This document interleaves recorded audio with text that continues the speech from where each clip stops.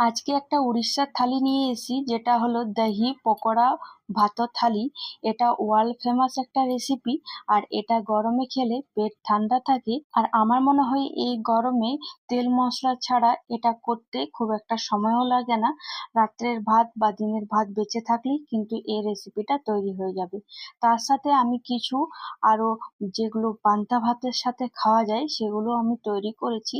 তার জন্য এখানে আমি ভাতটাকে ঠান্ডা হয়ে যাওয়ার পর একটা মাটির পাত্রে অ্যাড করে দিলাম, আর তার সাথে জল দিয়ে 8 ঘন্টা রেখে দেব। আপনারা চাইলে সারা রাত কিন্তু এভাবেই রাখতে পারেন। আপনাদের কাছে যদি মাটির ভাঁড় না থাকে তো সেক্ষেত্রে কিন্তু আপনারা কাচের বা এমনি স্টিলের বাসনেও কিন্তু রাখতে পারেন। আর যেটার সাথে পান্তা ভাত খেতে বেশি ভালো লাগে সেটাই আজকে আমি আপনাদের সাথে শেয়ার করব। এটা উড়িষ্যার একটা স্পেশাল রেসিপি। তার জন্য আমি এখানে একটা মিডিয়াম সাইজকে পেঁয়াজকে লম্বা লম্বা করে কেটে নিয়েছি। আর গ্যাসে ভালো করে তেলটা গরম হয়ে যাওয়ার পর 3-4টে শুকনো লঙ্কাকে ভেজে নেব। অবশ্যই কিন্তু সর্ষের তেলেই কিন্তু এটা করার চেষ্টা করবেন। এরপর যে পেঁয়াজটা আমরা কেটে রেখেছিলাম সেই পেঁয়াজটা কিন্তু এখানে অ্যাড করে লাল লাল করে ভেজে নেব। গরমে বেশি রান্না করতে কারোই মন চায় না, আর এই রেসিপিটা করলে পেটও ঠান্ডা থাকবে আর এটাতে গুড ব্যাকটেরিয়াও তৈরি হবে। এটা করতে খুব একটা সময়ও লাগে না, আমরা সকলেই জানি। আর এটা খেতে কিন্তু দুর্দান্ত লাগে। এর জন্য দেখুন এখানে পেঁয়াজটাকে আমি বেশ লাল লাল করে ভেজে নিয়েছি, ওই পাত্রেই রেখে নিলাম। তার সাথে আমি এখানে 4-5টা রসুনও লাল লাল করে ভেজে নেব।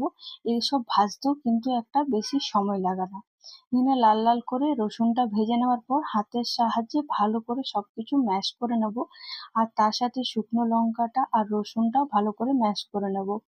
আমি আগে থেকে সেদ্ধ করে আলু রেখেছিলাম, সে আলুটা এখানে অ্যাড করব। এই আলুর চোখা দিয়ে বা আলু ভর্তা যেটাই আপনারা বলুন কেন না, এটা পান্তা ভাতটা খেতে কিন্তু দুর্দান্ত লাগে। এক এক করে আলুর চোখাগুলো হাতের সাহায্যে এক এক করে ম্যাশ করে নেব। আমরা বাঙালিরা এটা পান্তা ভাত বলে থাকি, আর ঝাড়খণ্ডে পানি ভাত বলে থাকে। আপনাদের কি বলে অবশ্যই কিন্তু কমেন্টে জানাবেন। সব আলুগুলো দেওয়ার পর পেঁয়াজ আর রসুন আর শুকনো লঙ্কা দিয়ে ভালো করে আবার একসাথে সবগুলো মেখে নেব। এটা খেতে কিন্তু দুর্দান্ত লাগে। আর আপনাদের হাতে যদি সময় কম থাকে তো সেই ক্ষেত্রে ভাতের সাথে দই মিশিয়ে 3 থেকে 4 ঘন্টা রাখলেও কিন্তু হবে। দই আমাদের এমনিতেও ঠান্ডা রাখে পেট, আর তার সাথে ভাতের সাথে মিশিয়ে দেবেন, তাহলে দেখবেন টকও হয়ে যাবে আর ঠান্ডাও কিন্তু রাখবে। এরপর ভালো করে মিশিয়ে নেওয়ার পর আমি ওপর থেকে আরো বেশ কিছু কাঁচা লঙ্কা কুচিয়ে নিয়েছি, সেই কাঁচা লঙ্কা কুচি আর ধনেপাতা কুচি অ্যাড করে দিলাম। আর যেটাতে আমি পেঁয়াজটা ভেজে রেখেছিলাম সেই পেঁয়াজের তেলটা এখানে অ্যাড করে এরপর ভালো করে মিশিয়ে এইভাবে বলের আকারে তৈরি করে নেব।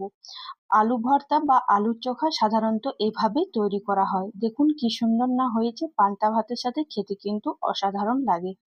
এরপর আমি এখানে একটা পকোড়ি তৈরি করব। তার জন্য এখানে আলুগুলো লম্বা লম্বা করে কেটে তারপর একদম ছোট ছোট করে কেটে নেব। এভাবে যদি পকোড়িটা বানান তো দেখবেন আলুটা খুব সুন্দর তাড়াতাড়ি সেদ্ধ হয়ে যাবে, আর ভেতরটা কিন্তু একদমই কাঁচা থাকবে না। ভেতরটা তাড়াতাড়ি সেদ্ধ হয়ে যাবে আর ওপরটা ততটাই ক্রিস্পি হবে। আপনারা চাইলে পান্তা ভাতের সাথে লাল শাক ভাজা বা বেগুন ভাজা এইসবও কিন্তু করতে পারেন। আমি কিন্তু আজকে এই আলু পেঁয়াজ পকোড়িটা করব, আর তার সাথে আলু ভর্তাটাও আপনাদেরকে দেখালামই। খেতে কিন্তু দুর্দান্ত লাগে। এরপর পেঁয়াজটাকেও আমি একদম যতটা সম্ভব ততটা একদম ছোট ছোট করে কেটে নেব। যেভাবে আমি আলুটাকে একদম ছোট ছোট করে কেটেছি ঠিক সেভাবে আমাদেরকে পেঁয়াজটাও এখানে একইভাবে কেটে নিতে হবে। এখানে আমি ঝালটা অবশ্যই একটু বেশি দেবো যাতে খেতে ভালো লাগে। আপনারা ঝালটা নিজেদের মতন করে অ্যাড করতে পারেন। এরপর আলুটাকে ভালো করে ধুয়ে একটা পাত্রে আমি অ্যাড করে নিলাম, তার সাথে পেঁয়াজ কুচি অ্যাড করে নিলাম আর কাঁচা লঙ্কা কুচি অ্যাড করে দিলাম। লঙ্কাটা একটু পরিমাণটা বেশিই রেখেছি। উপর থেকে একটু ধনেপাতা কুচি অ্যাড করে দিলাম, আর এরপর বেসন অ্যাড করে দেবো। বেসনটা খুব একটা দেবো না, নাহলে বেসন বেসনই লাগবে। এরপর হাতের সাহায্যে ম্যাশ করে একটু জোয়ান অ্যাড করব, তার সাথে কালো জিরে। ওপর থেকে একটু গরম মশলা গুঁড়ো অ্যাড করে দেবো, হলুদ গুঁড়ো আর কাশ্মীরি রেড চিলি পাউডার দিয়ে সামান্য একটু জল দিয়ে ভালো করে আমরা এটা তৈরি করে নেব। খুব একটা সময় লাগবে না, যেভাবে আমরা পকোড়ি তৈরি করি ঠিক সেভাবে এটাকেও কিন্তু আমাদেরকে মেখে নিতে হবে। দেখুন এখানে খুব সুন্দর মাখা হয়ে গেছে আর একদমই কিন্তু জল ছাড়েনি। এরপর আমি এখানে ওপর থেকে একটু বেকিং পাউডার দিয়ে দিলাম। এটা পুরোপুরি কিন্তু অপশনাল, আপনাদের মন চাইলে দিতে পারেন, না হলে কিন্তু স্কিপও করে দিতে পারেন। এখানে আমি ভালো করে সবকিছু মিশিয়ে নিলাম। এরপর গ্যাসে একটা কড়াই চাপিয়ে তেলটা ভালো করে আমাদের গরম হয়ে যাওয়ার পর ভালো করে ধুমাদার মতন তেলটা গরম করে নেব। এরপর পকোড়ি আকারে এক এক করে এই আলু পেঁয়াজের পকোড়িটা আমরা ছেড়ে দেব। যখন আমরা পেঁয়াজের পকোড়িটা ছাড়বো তখন গ্যাসের আঁচটা লো টু হাই মিডিয়াম করে আমাদেরকে করতে হবে, কিন্তু তেলটা অবশ্যই খুব ভালোভাবে গরম করে নেওয়ার পর কিন্তু এটা আমাদেরকে ভেজে নিতে হবে। এক পাশটা ভাজা হয়ে গেলে ঠিক আমরা আরেক পাশটাকেও বেশ লাল লাল করে ভেজে নিচ্ছি। আমার এখানে দুপাশটাই খুব সুন্দর একদম লাল লাল করে ভাজা হয়ে গেছে। এরপর আমি এক এক করে একটা পাত্রে আমি তুলে রেখে নেব। এই গরমে যদি পান্তা ভাতই না খেলেন তাহলে আর কি বলবো। আশা করি আপনাদের এই ভিডিওটা সকলের খুব ভালো লেগেছে। এই গরমে অবশ্যই একবার ট্রাই করবেন আর আমাকে কিন্তু কমেন্টে জানাতে ভুলবেন না।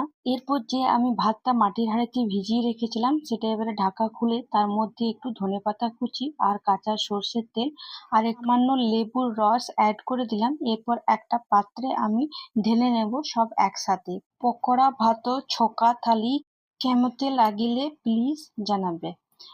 আর এরপর আমি একটা পাত্রে ঢেলে নেওয়ার পর আমি যে আলুর চোখাটা করে রেখেছিলাম সে আলুর চোখা আর তার সাথে একটা শুকনো লঙ্কা ভেজে রেখেছিলাম সেই শুকনো লঙ্কাটা অ্যাড আর উপর থেকে আমের আচারের যে তেলটা হয় সে আমের আচারের তেল দিয়ে দিলাম। আর তার সাথে আমের আচারটাও অ্যাড করলাম, মানে আমটা অ্যাড করলাম, একটা লেবু, একটু সামান্য ছাতু, কাঁচা লঙ্কা আর পেঁয়াজ অ্যাড করে দিলাম। ছাতুটা পুরোপুরি অপশনাল, আমার ছাতু দিয়ে খেতে বেশি ভালো লাগে তাই আমি ছাতু দিয়েছি। আশা করি আপনাদের সকলের এই ভিডিওটা খুব ভালো লেগেছে। যদি ভালো লেগে থাকে তাহলে অবশ্যই একবার বাড়িতে ট্রাই করে আমাকে কমেন্টে জানাতে ভুলবেন না। আশা করি আপনারা সকলে ভালো আছেন। আজকের জন্য বাই বাই, আবার একটা কাল নতুন ভিডিওর সাথে দেখা হবে।